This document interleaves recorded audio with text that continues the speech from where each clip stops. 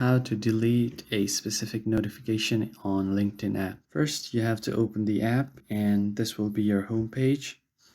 You have to log into your account first. And once you have logged in order to delete a specific notification, what you need to do is at the bottom, you can see different tabs like Home, My Network, Post, and Notification. Just go to Notifications. And here I have a few notifications.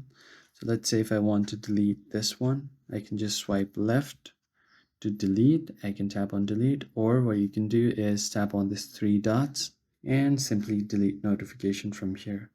So if you want to do the swipe method, you just swipe left, delete. Again, if I want to delete this one, I can just swipe left and delete. Once you do this, you can, within a few seconds, you can undo the deletion, but after some time, you won't be able to recover the notification. And that's how you can delete a specific notification on LinkedIn app. I hope you found this video helpful. If so, hit the like button, subscribe to the channel, and turn on post notification so that you don't miss out on any new videos. I'll see you guys on the next one.